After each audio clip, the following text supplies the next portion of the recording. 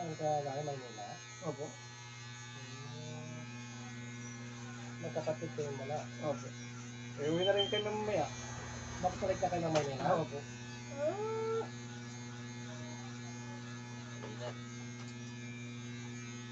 Galit na yan ako eh. Kaya rin yung mga bahay na pinapagawa niya. Yan rin naman po, pwede nang tirahan. Talagang marami pang mula. Kusina tsaka CR pa. Konti na lang. Mayroon kasi dito mag-apply na ano, ng kuryente. Oo. Pag nakita na kasi nilang maganda na yung bahay mo, hihingi ka pa ng building permit nito. Okay, nangingi pa sila ng ganyang building permit? Oo. Lalo na pag nakita nilang ano block, Oo. o building permit.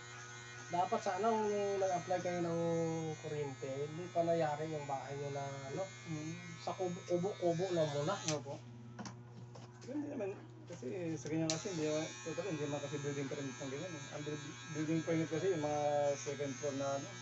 Ay dito, ganyan sila. Dito? Makita lang nila kahit half, Oo. sisiling mo talaga ng building permit mo. Nakita mo yung pagdaan mo dito, yung stall doon, no? Yung Opo. tatlo doon. Mhm. Hanggang ngayon, hindi pa nalagyan ng kuryente yan. Dahil hinihingan nila yung building permit. Ganun? Matagal pa naman. Aabot pa yata ng mga mahigit 1 taon yan bago nila anuhin. Grabe pa rin. Oo, pala yung mga hindi. Oo.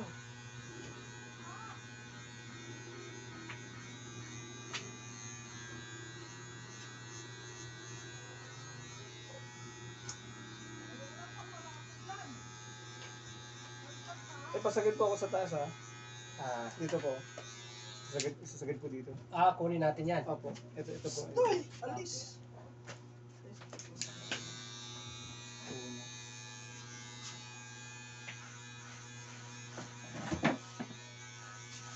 Gagawin ko lang dito yung tubig mo. Apat. Oo.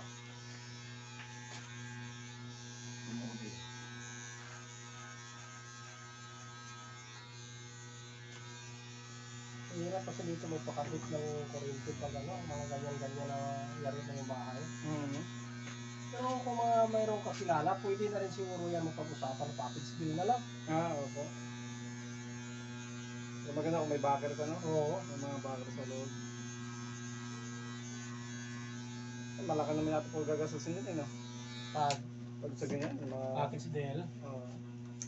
Aywan ko lang. Pero kasi dati, pag mag-package deal sila, parang 3,500 yata, 5,000.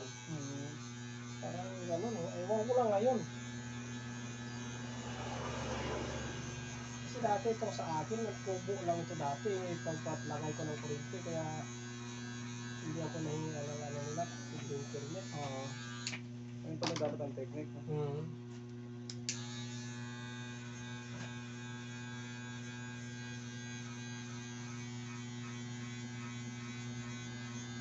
Yung kay Nixon yata, napagawa rin siya ng bahay dyan, oh. Log block din, hingi rin siya ng permit. Umabot daw yung gastos niya ng mga 12,000. Akala ko? 12,000. 1,000? Bago siya na ano ng kuryente. Gumawa po siya ng kumuha po siya ng Building permit, oh. Saan naman po kinukuha yan? Munisipyo din. Munisipyo.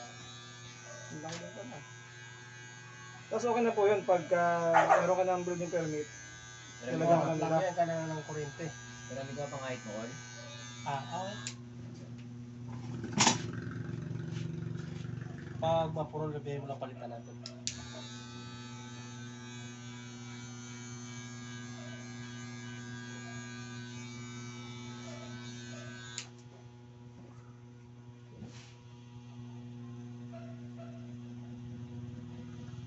Marami kasing paano sila dito.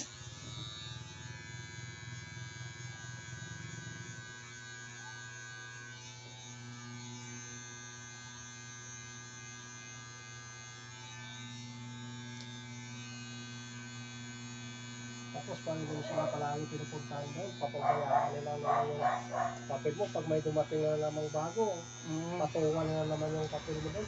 Kaya wala kailangan talaga dito, Oo. may pera ka. Oo, saka palagi mo silang balik-balikan doon. Follow up lagi. Palagi. Grabe. Ito sa akin, ginawa ko naman sa akin, sabi ko kailangan malagyan mo na ako ng kuryente dahil mayroon akong anak na maliit, napakainit. Kailangan ko, sabi ko, ang kuryente. Ay, siguro parang naawa. Kasi may kawayan. Yung one. Ha? May kawayan. Hindi ko nagawa. Hindi siya. Ah. Ilang taon ka rin kayo?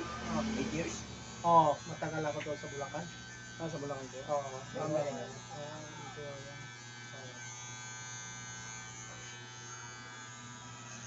Doon ako dati gumugupit. Kaso lang nung nagpag-uwi ang mga kapatid ko dito dahil mahirap ang paaral ng bata doon pag wala ka rin kilala eh. Opo. Kumabay na rin ako sa pag-uwi nila. Pero kahit patanong kung may naipon naman. Wala talaga. Wala talaga na ipon.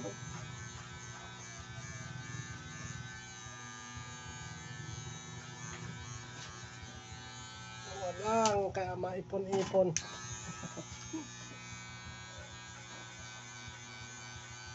Pag binata ka kasi kahit saan lang.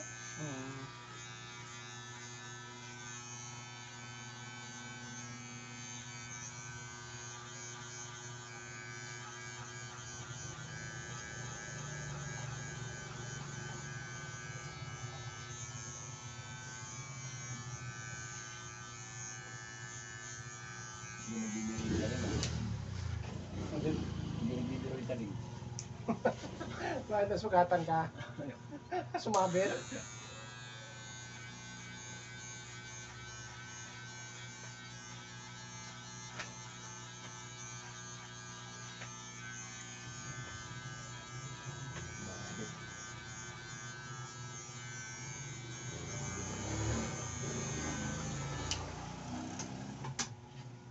Pero malaki na siguro pinagbago ngayon doon sa saan niya kayo? Saan din? Sa ano po, sa Pampalay. Pampalay. BR. So may kawayan siguro pag ginutur mo siguro mga sa kalating oras siguro. Punta Pampalay. Opo. Dadaanan mo pa yung mga baliwag, malulos ano? O dito, Hindi na. dito na kayo dadaan sa super highway? Sampol. Muson. Muson. Pero meron dito exitan sa may dito sa may... Banawinan to. Na malolo. Oo. Malolos ano na eh. Papunta ng Bulacan na rin yun. Pampanga. Malolos Bulacan tapos Oo. Pampanga, Bataan.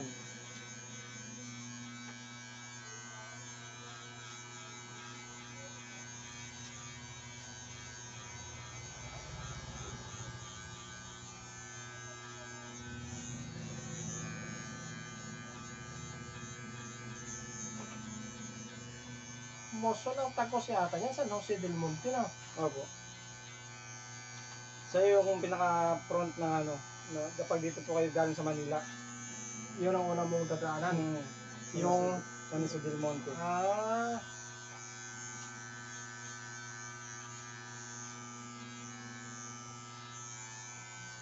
Marami rin taga rito sa atin nakatira doon. Oo. Doon sa Bulacan na yun, yung San Jose. Dami ko na nakainuman. Puro ka. Dahan. Pinagaya. Oo, marami. Marami mga taga rito. Tapos tayo dyan.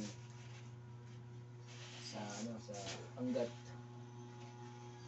Ito mga kapatid dito, taga doon din sa Muson eh. Muson? Oo, lapit lang. Ay, doon dito siguro. Saan ako dudong yun eh? Bautista ako, di ba? Sino? Ikaw? Oo. Di ba si ako dudong ang pinan mo? Oo. Pinsan niyo po yun. Mga kamag-anak lang. Malayo lang din. Oo. Pero yung lola nyo, yata, parang magkalapit lang din ng parang, di ba si Epaset? Opo. Si Epaset yata sa kayong nanay ko, iwan ko lang kung pero para magpinsan, pero kaso lang Parang Ayun. mga second or third malapit cousin. din na kamag-anak eh. Second or third cousin. Oo. Ano ba ang pagkadalaga? De La Torre yung nanay ko nung dalaga. De La Torre po. Si Aye din eh. De La Torre din si Aye eh. Yung dalaga siya. Tapos napangasawa siya ng mga adolor sa taga Rojas. Kilala niya sila Ate Jocelyn. Oo, nung maliit kasi ako noon, parati ako dyan. Ay, magkabila lang, magkasunod lang yung ano natin dyan eh. Di ba, ilog? Ako. Pagtawid mo doon sa kabilang bukid, amin na yun eh. Kaso lang dito kami, dito sa may gubat. Ano sa gid? Ano yan? Dito ba kila Uncle Larry? Yan, doon. Malapit na lang kami doon. Sa kabila nila ang pulmularim, amin na. Kila Yayay Rosa ba yun? Rosa de la Torre. Rosa, Dito kami banda sa kanan. malapit sila sa sa ilog. Dito kami sa mga Candelario. Candelario. Oo. Sali. Alam sali siya ito. Yung may chariot na tricycle na nagbibiyahe. Yung kapatid ni Abraham na may pagawaan ng harapit niya. Opo. Oo, magpinsan kami niyan eh. Magwadaan ng mga nakamotor.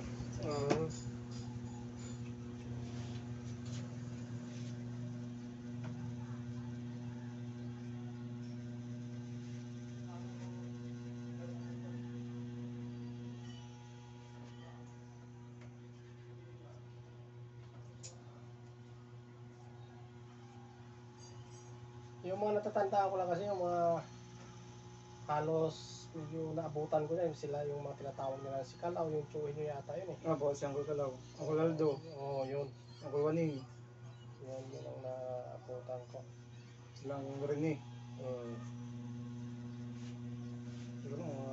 Si Uncle Kalaw, si Uncle... Kaso lang nung nagpinata na sila parang nagpa-Maynila na sila eh. Hindi na sila nakabalik dito. Hindi na yata sila tumira. Opo. Pero yung mga nangangasawa nila, taga doon din. Ay, taga dito din. Yung napangasawa nila? Opo. Ang napangasawa ni Uncle Waning, si Uncle Lourdes. Taga rito rin. Tapos, yung kay Uncle Naldo, si mga Delpin. Taga Koyan yata yun, mga Delpin. Ay, taga Simsiman? Simsiman o ano? Baka taga dyan sa Aliwas. Aliwas din. Grabe. Baka yung anak ni...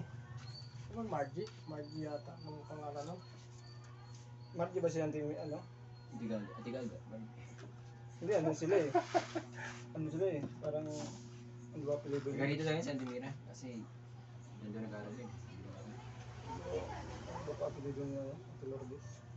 Basta parang may Delpin ako na noon. Doon pa sa may bandang doon, papunta Kagkawayan yung bahay nila eh.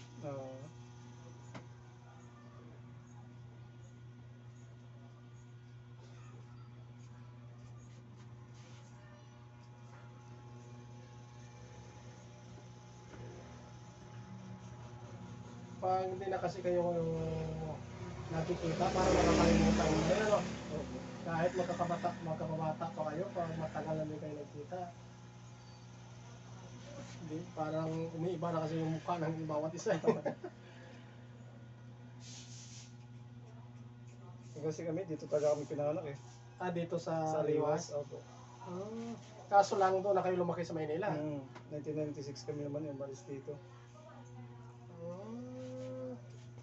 Ang bunso namin ito kapatid ko nito. Yan. Parang 2 taon na ata siya, 3 daw. Dito yan sa nagpapagupit eh. Tapos yung ano namin, yung pangpito namin, tapos yung bunso, doon na sa Bulacan mismo.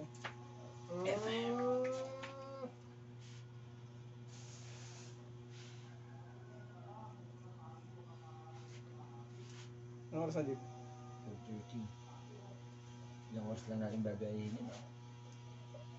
Malaglag ka. Babalik. Magmotor lang kayo mula dito hanggang Atiklan? Opo. 7:30 yung alis ng barko eh. Ng gabi?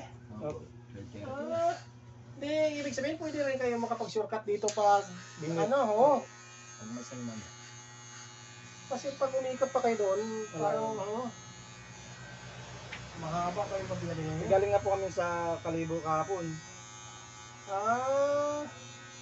2 gabi po kami doon. May kamag-anak may ganito na, no? Opo, mga ano naman po, Magkakila po yan, eh. mga relente. Yung apelido. Pero ano din, mga ano din sila, mga delatore din sila. Ah, Si Uncle Sunny. doon siya? Opo. Si Sunny yung anak ni Paran? Opo, yun. Ah. Oo. Doon kami galing nung sa araw, bahay nila. Yung kapabata ko doon, si Franklin. Ewan ko lang kung nakilala mo si Franklin. Hindi ko pa na po nakita. Yung bunso nilang kapatid, yun ang kababata ko. Eh baka nasaan sila? Davao. Ewan ko lang, wala na kasi akong balita nun. Kila Kibuloy. Kasi yung mga kapatid yun ni Uncle Sunny, nasa doon daw eh. Sa Davao. Ah, Mga teacher, mga pulis. doon na sila ngayon. Wala ni Paran. Ano sa dati pa na? Sino tanda? Ba't Pamangkin? Pamangkin kayo ni Paran. Pamangkin kanino? Eh, Paran galing ang delatore. Kaya sino ganit itong sana. Lipat yun ako itong asawa ni Daywa dami asawa na eh. Si ano yung kapatid niya Pasit. Oo lang. Si Si ay Loling. Loling. Oo, at saka itong huli, sino ba? Erlinda yata. Erlinda, yan. Oo. Ayan yung kapatid niya Pasit. Oo. Erlinda na sa Davao. Ah. Okay na yung taas. Opo, okay na po yun. Kilala niyo si Lini nga Dilatore? Sino po? Si Lini? Parang narinig ko na po yung pangalan na yan. Hindi ko lang po mamukhaan eh. Maganda yan siya. Dati siya yung babae nakita ko na may biguti. Oo. Ay, kapatid ni Lando. Hindi ka sa, kay parang taon sa pangangunga si Lini eh. Basta Ito kami yung ni Paran eh. Oo nga po eh. Hindi mo gata nga po. Kay parang tapa sa unga. Si Lini, kung magwapa to si Lini, matambok na galing. Mataba. Amo man tayo yung na sa una ni Manong Lari.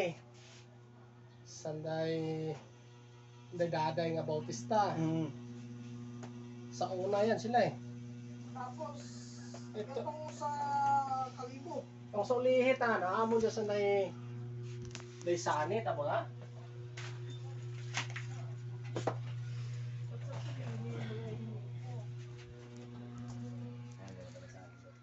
Yung ano ko, yung ticket nito.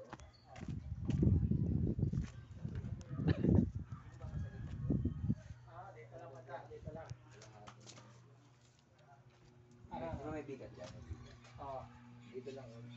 Ay, ito. Hindi sagad yung ito. Ito, kunin natin ito, hindi na.